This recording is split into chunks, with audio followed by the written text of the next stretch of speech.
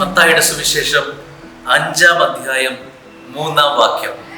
ആത്മാവിൽ ദരിദ്രരായവർ ഭാഗ്യവാന്മാർ, സ്വർഗരാജ്യം അവരുടേതാണ്.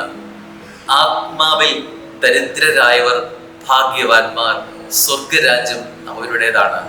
നമ്മൾ കേട്ടു പരിചയിച്ച മനോഹരമായ വചനമാണ്.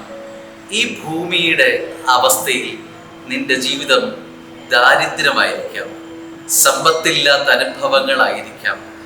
ആത്മാവിൽ ദാരിദ്ര്യമുള്ള അനുഭവമാണ് നിന്റെ ജീവിതത്തിലെങ്കിൽ അതിൻ്റെ അർത്ഥം ഈ ലോകത്തിൽ നേട്ടങ്ങൾ എന്ന് പറയാൻ ഒരുപക്ഷെ മനുഷ്യൻ കാണുന്ന 1-ാം സ്ഥാനങ്ങളൊക്കെ ഈ ഭൂമിയിൽ നിനക്ക് സ്വന്തമായിട്ടില്ലെങ്കിലും, എടുത്തു പറയാൻ മേന്മകളൊന്നും ഒരുപക്ഷെ കയ്യടി ലഭിക്കുന്നതൊന്നും തന്നെ നിന്റെ ജീവിതത്തിൽ ഇല്ലെങ്കിലും, സ്നേഹമുള്ള ദൈവവൈതലേ, നിന്റെ ജീവിതത്തിൽ ദൈവത്തിന് 1-ാം സ്ഥാനം ഉണ്ടെങ്കിൽ നീ സ്വർഗരാജ്യത്തിൽ വലിയവനായിരിക്കും.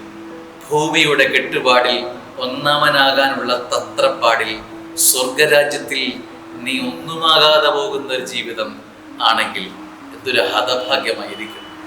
പുതിയ വർഷത്തിൻ്റെ ആരംഭ ദിനങ്ങൾ കുറിക്കുമ്പോൾ ദൈവവൈതലേ, നിന്റെ ജീവിതത്തിൽ നീ തീരുമാനമെടുക്കണം.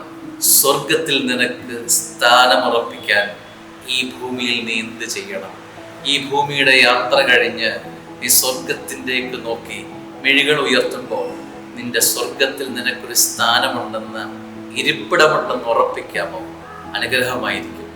എല്ലാ അനുഗ്രഹങ്ങളും പുതുവർഷത്തിൽ നേരുന്നു. ആമേൻ.